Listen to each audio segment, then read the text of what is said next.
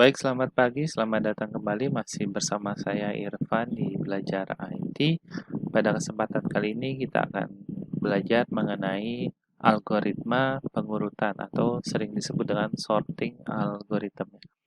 Jadi dari gambar sini, gambaran umumnya adalah kita mendapatkan sebuah data acak, A, C, D, B, kemudian kita lakukan algoritma tertentu, teknik algoritma tertentu, sehingga mendapatkan hasil yang terurut ya, A, B, C, D. Seperti itu. Nah, untuk pembuktian codingnya, kita menggunakan bahasa C++, yang dapat diambil di GitHub Belajar IT ya. Nanti di akhir slide ini, teman-teman bisa mendapatkan source code-nya ya. Oke, kita mulai dari pengertiannya dulu. Apa itu sorting atau pengurutan? Yaitu sebuah kegiatan untuk mengatur urutan sekelompok data ya. Jadi datanya sudah diketahui, ada data, kemudian kita lakukan pengurutan.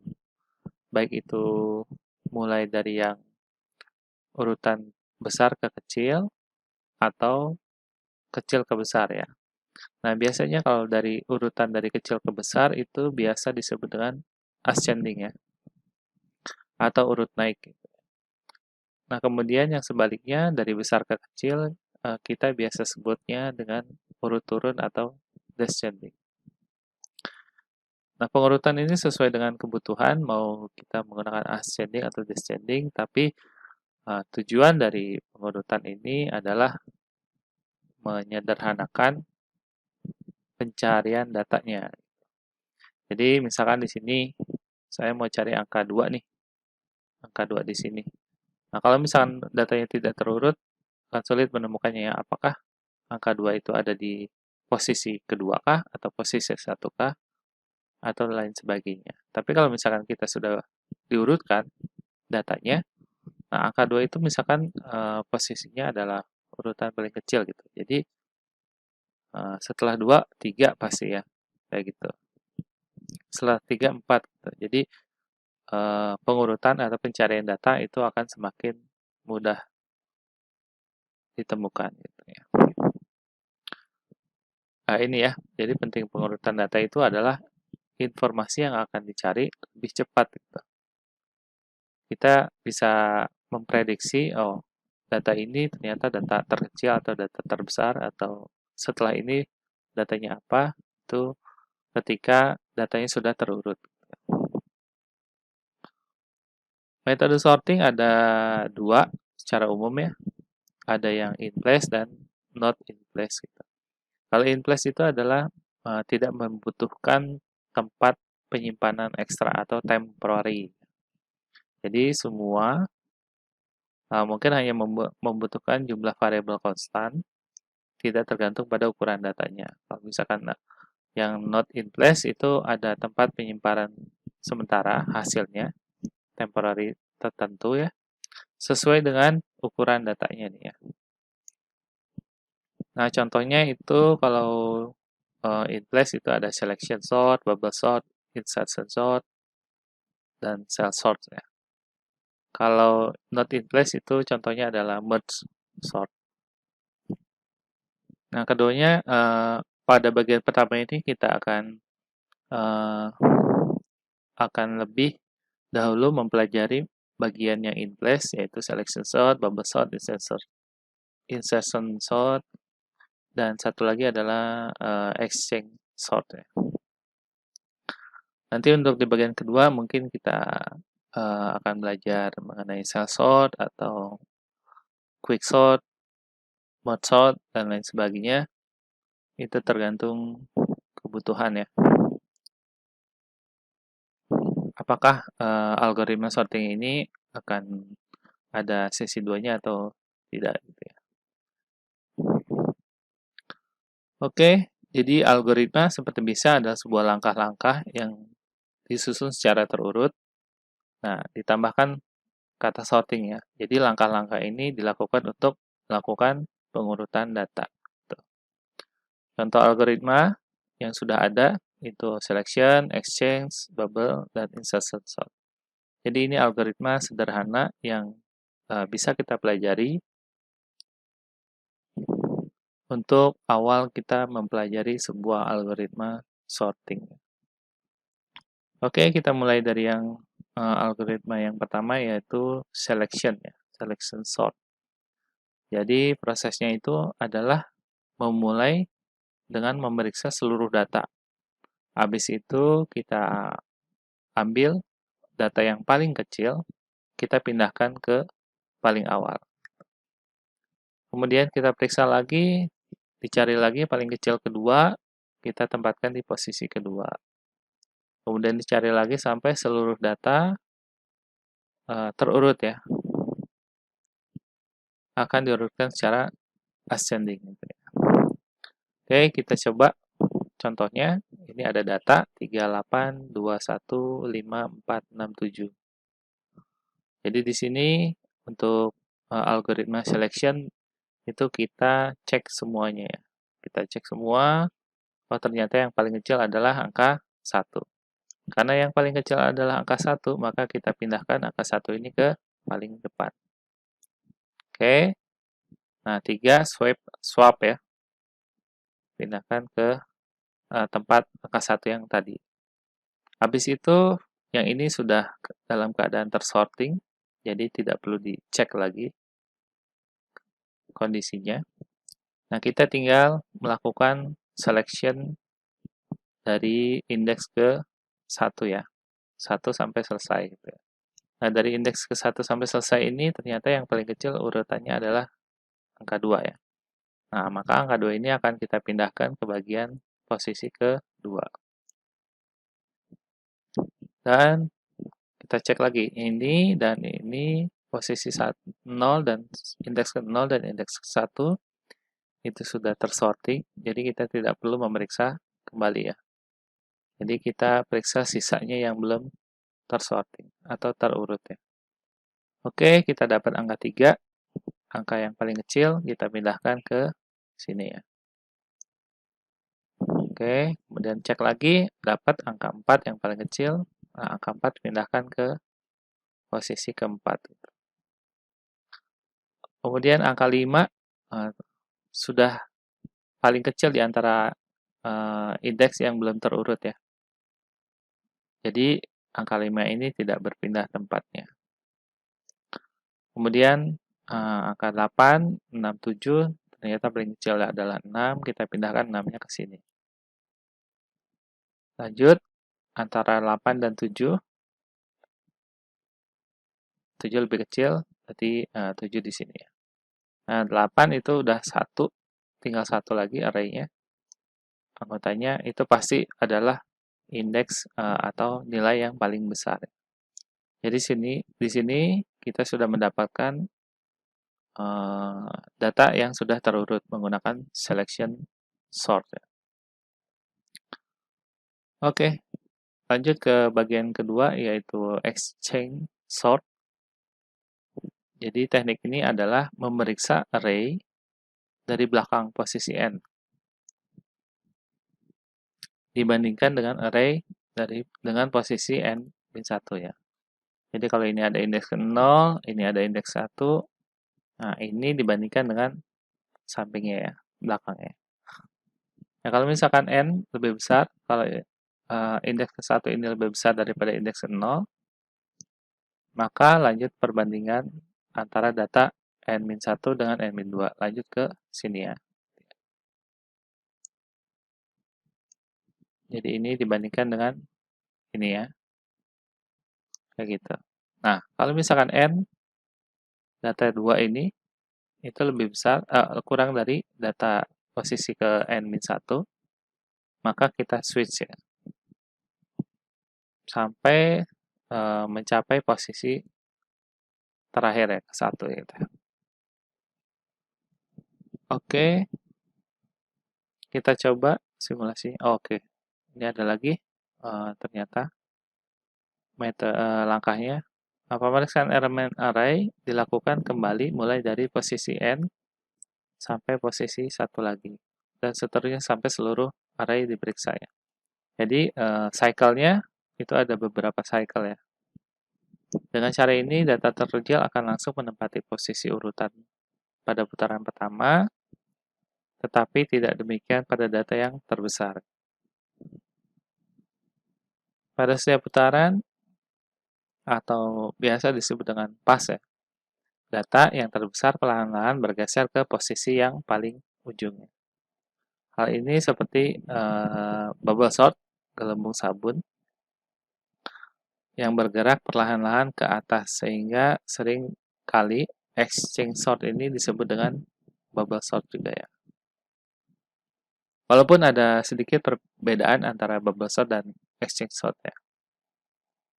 Perbedaannya di mana nanti kita bisa lihat di slide selanjutnya. Oke, ini ada data. Sama ya, kita pakai data yang awal tadi, tapi kita melakukan tekniknya menggunakan exchange sort ya. Nah, exchange sort yang pertama itu adalah 3 dibanding dengan 8 ya. Karena 3 itu apakah 3 lebih besar dengan 8? Tidak. Berarti kita lanjut. Apakah 3 lebih besar dari 2? Ya, karena iya. Maka kita switch posisinya ya. Sekarang 2 adalah paling kecil ya. Kita cek lagi nih. Apakah 2 lebih besar dari 8? Enggak. Apakah 2 lebih besar dari 3? Enggak juga ya. Nah, terakhir, apakah 2 lebih besar dari 1? Betul ya. Maka, angka 1 kita switch ke depan ya. Angka 2 menempati angka 1, posisi angka 1 pada sebelumnya. Oke, kita cek lagi dari 1. Apakah 1 lebih besar dari 8? Tidak. Lebih besar dari 3? Tidak. Lebih besar dari 2? Tidak. Lebih besar dari 5? 4, 6, 7? Tidak. Berarti angka 1 adalah angka yang paling kecil ya. Karena angka 1 sudah pasti angka yang paling kecil, kita bisa menyatakan kalau angka 1 ini sudah tersorting ya. Karena sudah tersorting, kita mulai dari indeks yang belum tersorting lainnya ya. Oke, kita lakukan sama seperti tadi. Apakah 8 lebih besar dari 3? Betul. Kita switch ya. Nah, sekarang 3. Apakah 3 lebih besar dari 8? Tidak. Apakah 3 lebih besar dari 2? Betul ya. Nah, karena betul, kita switch ya. Nah, sekarang bandingkan lagi 2-nya nih. Apakah 2 lebih besar dari yang lain? Enggak ya, enggak ada. Berarti kita sudah berasumsi kalau 2 ini adalah nilai paling kecil di antara array yang belum tersorting. Karena itu kita bisa pastikan kalau 2 itu sudah terurut ya. Nah, kita tinggal cari bagian yang tidak terurut selanjutnya. Sama ya kondisinya. Apakah 8 lebih besar dari 3? Ya, kita switch. Nah, sekarang kita bandingkan yang ketiga. Oh, ternyata 3 ini itu paling kecil di antara array yang belum tersorting. Jadi kita pastikan kalau 3 ini sudah terurut ya. Kita lanjut lagi putarannya. Apakah 8 lebih besar dari 5? Ya, betul. Apakah 5 lebih besar dari 8? Tidak. Apakah 5 lebih besar dari 4? Betul. Karena dia betul, berarti kita switch lagi ya. Nah, sekarang 4 itu paling kecil di antara nilai yang lainnya. Oke, putarannya selesai. 4 tersorting. Nah, sekarang kita bandingkan 4 yang belum selesai atau belum tersorting. Apakah 8 lebih besar dari 5? Betul, kita switch ya. Nah, sekarang kita cek apakah 5 lebih besar dari 8, 6, 7? Enggak ya, berarti 5 adalah urutan paling kecil. Oke, kita sorting lagi 8, 6, dan 7. Apakah 8 lebih besar dari 6? Betul ya. Kita switch ya, karena 8 lebih besar dari 6. Nah, sekarang 6 itu paling kecil di antara 8 dan 7. Berarti 6 sudah kita bisa asumsikan sebagai data yang sudah diurutkan atau tersorting. Apakah 8 lebih besar dari 7? Betul, switch ya. Oke, yang 8 terakhir adalah nilai paling besar. Jadi algoritma ini menggunakan exchange sort berhasil dilakukan. Oke, seperti itu teman-teman. Selanjutnya kita melakukan algoritma yang ketiga, yaitu insertion sort. Jadi insertion sort ini berasal dari cara mengurutkan kartu bridge yang dilakukan oleh para pemain kartu ya. Dicek, dibuka dulu kartunya, kemudian kalau misalkan urutannya paling kecil ditaruh di paling kiri, urutan yang nilai paling besar itu ditaruh di paling kanan. Caranya gimana? Kita cabut aja. Misalkan, oh ini ternyata di tengah, di posisi tengah, itu kartunya paling kecil. Jadi saya tarik, kemudian saya pindahkan ke sebelah kiri. Gitu ya. Itu adalah muasal dari kata algoritma insertion sort ya. Oke, jika hanya ada satu data, ya udah, berarti data itu telah terurut. Kalau ada dua data, kita bandingkan. Kalau misalkan datanya kedua lebih besar, data kedua lebih kecil daripada data pertama, maka data kedua di switch ya, dipindahkan. Lanjut dengan data ketiga dan seterusnya gitu. Oke, kita coba menggunakan soal atau soal latihan, contoh pengurutan. Jadi ini ada angka 5, 3, 4, 4, 8, 6, 7. Nah, karena tadi kita cek kalau misalkan satu angka, satu data, itu tidak bisa dibandingkan, maka kita sudah anggap ya sebagai data yang terurut ya. Nah, berarti kita mulai dari indeks ke 1. Nah, ketika ada dua data, berarti kita bisa melakukan insertion sort tadi ya. Apakah 5 lebih besar dari 3? Tidak ya. Oh, iya betul. 5 lebih besar dari 3 ya. Berarti kita switch ya. 3-nya samping. Kemudian kita cek lagi nih. Apakah 5 lebih besar dari 4? Betul ya. Karena betul berarti 4-nya kita switch lagi ke samping ya. Oke. Kemudian cek lagi nih, apakah 5 lebih besar dari? Apakah 3 lebih besar dari 4? Tidak ya, berarti tidak dilakukan swapping atau switching ya. Nah, sekarang cek lagi, apakah 5 lebih besar dari 4? Betul, kita switch lagi ya. Kita cek, apakah 4 lebih besar dari 4? Enggak ya. Apakah 3 lebih besar dari 4? Enggak juga. Berarti 3 ini memang bagian paling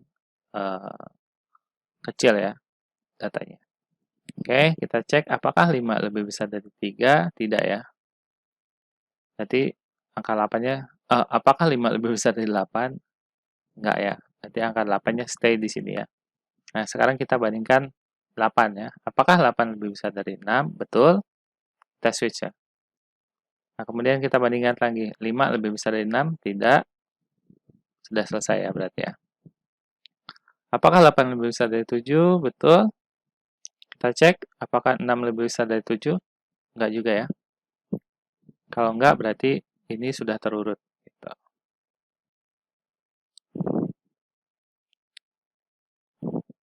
Seperti itu ya, teman-teman. Nah, ini terakhir yang di sesi pertama ini kita tutup dengan bubble sort ya. Tadi di depan kita sudah mengetahui bersama kalau exchange sort dan bubble sort itu tekniknya mirip-mirip, tapi bedanya pertukarannya itu lebih cepat di bubble sort ya. Karena bubble sort ini adalah membandingkan data ke-1 dan data kedua. Jika data ke-1 lebih besar daripada data kedua, maka tukar posisinya. Kemudian bandingkan lagi yang lebih besar dengan data ke-3. Lakukan hingga selesai. Oke, ini adalah pass atau putaran pertama. Itu ada data 37, 44, 658. Oke, kemudian kita cek 3 lebih besar dari 7, enggak ya. 7 lebih besar dari 4. Betul, kita switch ya. Nah, sekarang cek lagi. 7 lebih besar dari 4, betul, kita switch lagi ya. 7 lebih besar dari 6, betul, switching lagi ya. 7 lebih besar dari 5, betul, switch lagi. Nah, 7 lebih besar dari 8, enggak. Berarti selesai ya.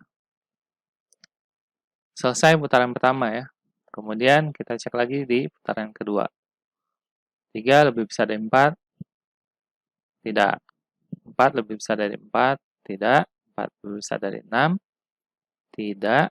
Nah, 6 lebih besar dari 5, betul, kita lakukan switching ya. Jadi sekarang ada 5 di sini ya. 6 lebih besar dari 7, tidak. Karena tidak, berarti tidak ada switching di sini ya. Kemudian kita cek di putaran ketiga, apakah ada yang lebih besar seterusnya sampai akhir. Kalau nggak ada, berarti ini sudah dianggap sebagai tersorting ya, atau terurut gitu ya. Oke, itu adalah salah satu dari beberapa teknik algoritma pengurutan yang sederhana terlebih dahulu. Jadi semakin ke depan kita akan melakukan teknik-teknik pengurutan yang semakin kompleks ya. Kenapa?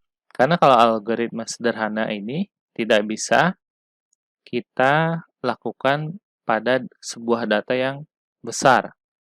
Kenapa? Karena tadi ya, tekniknya itu notation-nya atau big O-nya itu n pangkat 2 gitu. Jadi semakin banyak datanya, semakin besar kita melakukan algoritma pengurutannya, semakin besar memori yang dibutuhkan. Jadi kurang efektif untuk data yang besar. Ini link GitHub-nya silakan dikunjungi. Jadi di sini teman-teman bisa lihat ada tekniknya. Sederhana, misalkan ada datanya 8 data. Ini teknik bubble sort ya. Kalau bubble sort itu membandingkan dengan sebelah kanannya ya. Jadi I-nya itu 0, J-nya itu I plus 1, berarti J-nya itu 1. Apakah indeks ke 1 itu kurang dari indeks ke 0? Kalau iya, berarti switching. Ya. Kemudian ini yang bubble ya. Habis itu yang exchange. Kalau exchange itu kita bandingkannya pakai for dan for ya. Karena urutannya dari awal lagi, kemudian bandingkan lagi. Dari awal lagi, bandingkan lagi gitu ya. Jadi fungsinya yang algoritmanya hanya di bagian ini aja. Kemudian yang ketiga itu insert. Insert itu kita pindahkan ya. Jadi misalkan kalau lebih dari 1 datanya, Y-nya lebih dari sama dengan 0 ya berarti ya. Karena kalau indeksnya hanya indeks ke 0 doang, itu kita tidak bisa melakukan perbandingan atau insertion sort-nya. Gitu. Jadi ini lebih dari 1 datanya, kemudian time-nya itu array ke K ya. Misalkan ini time-nya itu array ke 1 tadi ya. Array ke 1 kurang dari sama dengan J. J itu array ke 0 ya. K min 1. Jadi kalau K-nya 1, berarti kalau K min 1 itu berarti 0 ya. Jadi bandingkan array 1 kurang dari sama dengan array ke 0. Datanya kalau iya berarti kita lakukan switching ya. Dan begitu sampai selesai ya. Insert, sort ya. Terakhir selection. Selection ini yang paling sederhana ya. Kita hanya merunut dari indeks ke 0 sampai indeks ke 8. Oh, indeks ke 7 ya. I kurang dari 8. Jadi indeksnya ke 7. Nah, kita cek yang paling kecil itu pindahkan ke array paling kiri ya. Jadi ini ada fungsi find smallest. Jadi paling kecil, oh ternyata paling kecil tuh di indeks ke berapa gitu, indeks ke 2 atau ketiga. Nah, itu pindahkan ke indeks array ke 0 gitu ya. Array ke i ya. Oke, silahkan dicoba menggunakan code editor masing-masing untuk untuk sesi hari ini. Terima kasih atas perhatiannya. Sampai bertemu di sesi-sesi berikutnya. Salam learn into IT ya.